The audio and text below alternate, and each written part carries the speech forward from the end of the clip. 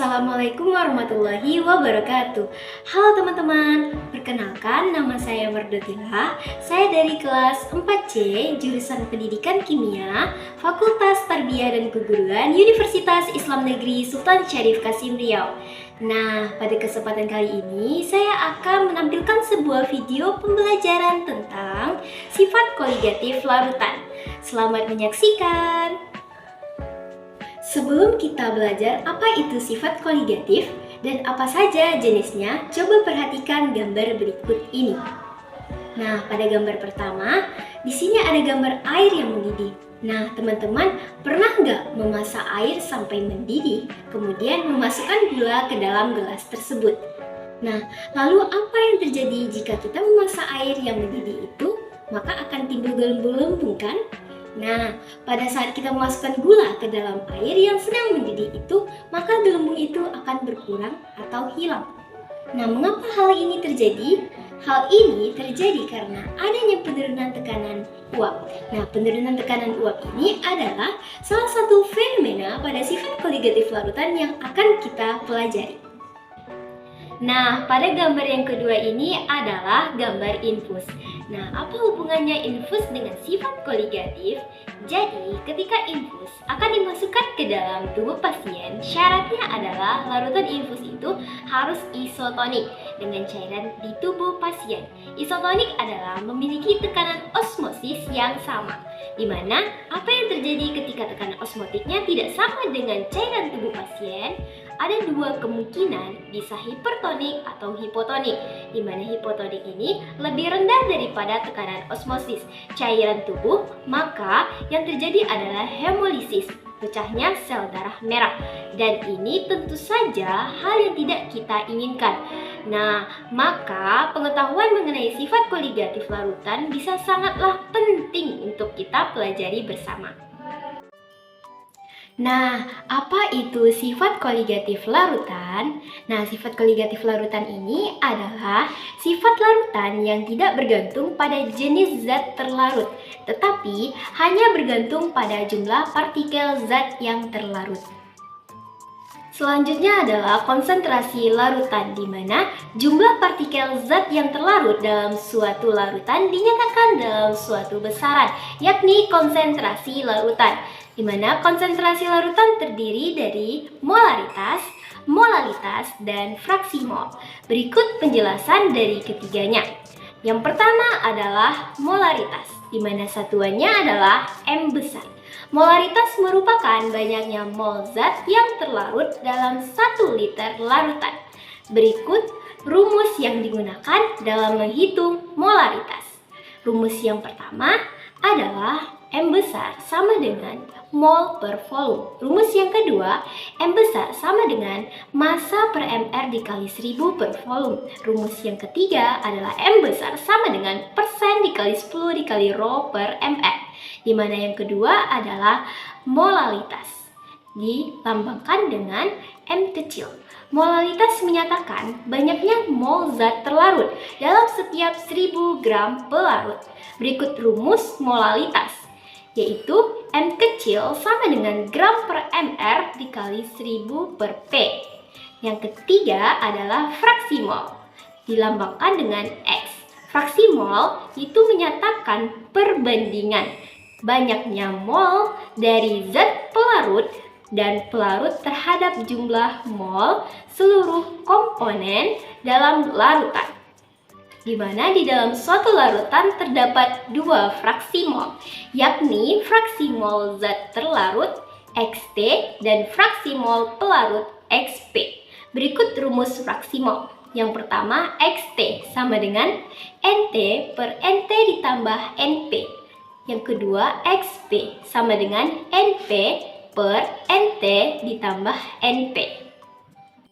Selanjutnya, klasifikasi sifat koligatif larutan. Sifat koligatif larutan merupakan sifat larutan yang tidak bergantung dengan jenis zat yang terlarut, tetapi bergantung pada banyaknya partikel zat yang terlarut dalam larutan. Sifat koligatif larutan diklasifikasikan menjadi 4 kategori. Keempat kategori tersebut terdiri dari penurunan tekanan uap, kenaikan titik didih, penurunan titik beku, dan tekanan osmotik. Nah, pada sistem pelarut murni, titik didih, titik beku, tekanan uap, dan tekanan osmotik hanya akan dapat dipengaruhi oleh molekul pelarut itu sendiri. Dari kategori keempat tadi, yang pertama adalah penurunan tekanan uap atau delta P. Tekanan uap merupakan jumlah atau banyaknya uap yang terbentuk di atas permukaan zat cair. Ketika partikel-partikel zat cair meninggalkan kelompoknya menjadi uap, di waktu bersamaan uap tersebut akan kembali menjadi zat cair. Nah, pada tahun 1880-an, F.M. Raoult, seorang ahli kimia Prancis, menyatakan bahwa melarutkan zat larut memiliki dampak, yakni turunnya tekanan uap dari pelarut. Nah, hukum Raoult tersebut dapat dirumuskan sebagai berikut, di mana delta P sama dengan XT dikali tekanan uap pelarut. Yang kedua, tekanan uap pelarut dikurang P sama dengan 1 dikurang XP dikali tekanan uap pelarut. Tekanan uap pelarut dikurang P sama dengan tekanan uap pelarut dikurang XP dikali tekanan uap pelarut. Nah, yang kedua yaitu kenaikan titik didih atau delta TB, di mana titik didih zat cair merupakan suhu tetap ketika zat cair mendidih. Nah, pada suhu itu tekanan uap zat cair sama dengan tekanan udara di sekitarnya. Hal tersebut mengakibatkan munculnya penguapan di seluruh bagian zat cair. Berikut rumus kenaikan titik didih. Delta TB sama dengan TB larutan dikurang TB pelarut. Delta TB sama dengan TB dikurang titik didih pelarut. Nah, secara umum, semakin banyak zat yang terlarut dalam larutan, maka kenaikan titik didih akan semakin besar. Sehingga persamaan untuk menentukan perubahan titik didih sebanding dengan hasil kali molalitas dengan nilai Kb pelarut, di mana berikut rumusnya delta Tb sama dengan M dikali Kb. Selanjutnya adalah yang ketiga, penurunan titik beku atau delta Tf. Titik beku larutan merupakan suhu ketika tekanan uap cairan sama dengan tekanan uap padatannya, atau titik yang mana air mulai membeku. Titik beku normal suatu zat adalah suhu ketika zat meleleh atau membeku pada tekanan 1 atm, keadaan normal. Larutan akan membeku pada suhu yang lebih rendah dibanding titik beku pelarut murni air. Nah, penurunan titik beku atau delta Tf merupakan selisih titik beku pelarut dengan titik beku larutan, di mana delta Tf sama dengan Tf pelarut dikurang Tf larutan. Nah, sekarang ini adalah kelanjutannya. Menurut hukum Beckmann dan Raoult menyatakan bahwa penurunan titik beku dan kenaikan titik didih berbanding langsung dengan molalitas yang terlarut di dalamnya.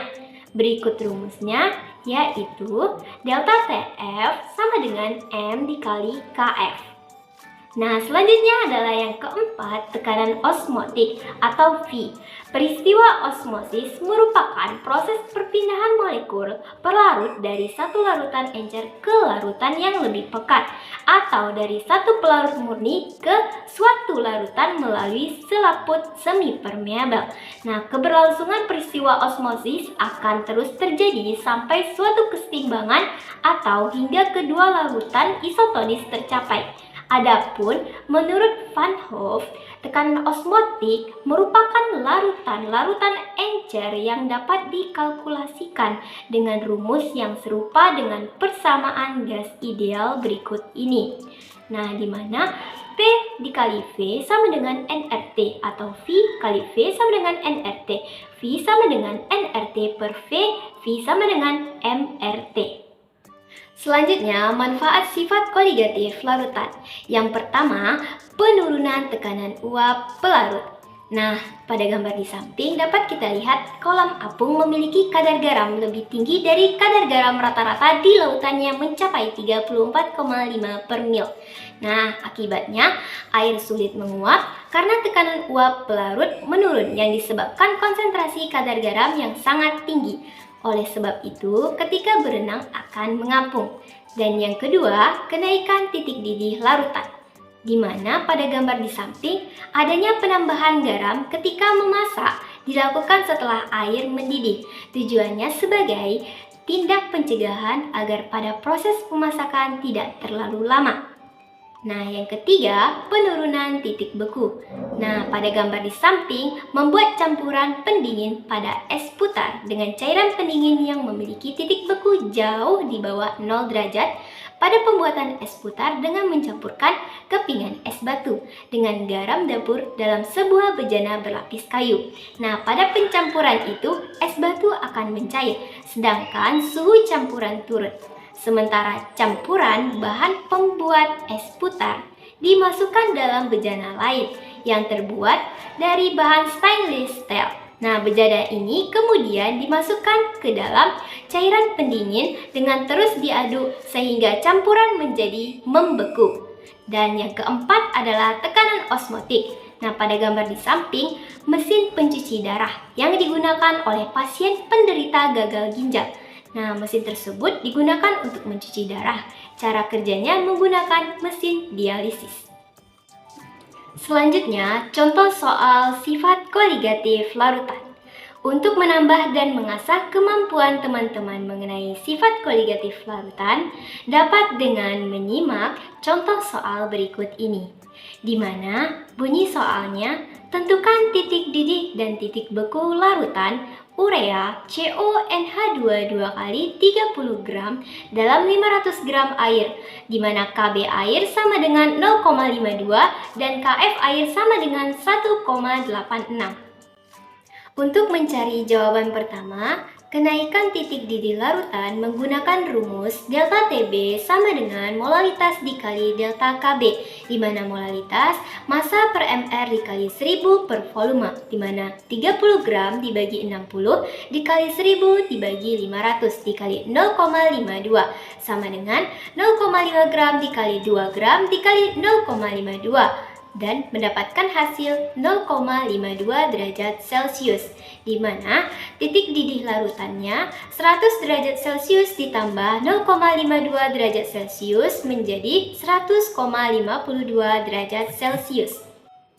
Baiklah, untuk jawaban kedua yaitu titik beku larutan, di mana menggunakan rumus delta Tf sama dengan molalitas dikali delta Kf, di mana molalitas massa per mR dikali 1000 per volume, 30 gram dibagi 60 dikali 1000 per 500 dikali 1,86 sama dengan 0,5 gram dikali 2 gram dikali 1,86, mendapatkan hasil 1,86 derajat Celcius, di mana titik beku larutan 0 derajat Celcius dikurang 1,86 sama dengan negatif 1,86 derajat Celcius.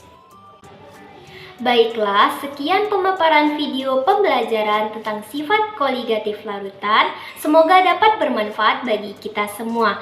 Mohon maaf jika ada kekurangan. Wabillahi taufiq wal hidayah. Wassalamualaikum warahmatullahi wabarakatuh.